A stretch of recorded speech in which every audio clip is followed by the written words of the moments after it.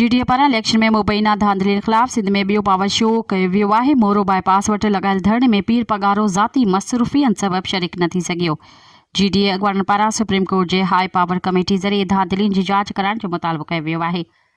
सदरुद्दीन शाह राशिदी चयो त पीर पगारो चोरी कयल मैंडेट जे वापसीअ ताईं एहतिजाजी तहरीक जी क़यादत जारी रखंदो। पीपल्स पार्टी वारा पीर पगारे GDA खां अलहदगीअ बाबति कूड़ी प्रोपेगेंडा करे रहिया आहिनि।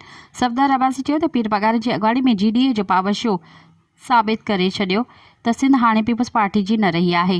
मुर्तज़ा जतोई चयो त सिंध जा माण्हू पंहिंजे मैंडेट ते धाड़ो बर्दाश्त न कंदा। राशिद महमूद सुमरो चयो त बिलावल चवे थो त सिंध में धांधली थी आहे त पंहिंजे तालीह खणी अचो। बिलाल साहब, तव्हां चीफ इलेक्शन कमिश्नर या चीफ जस्टिस आहियो छा जो तव्हां ॾांहुं फार्म खणी अचूं? धाड़ो हयल मैंडेट वापसि मिलण ताईं एहतिजाज जारी रहंदो।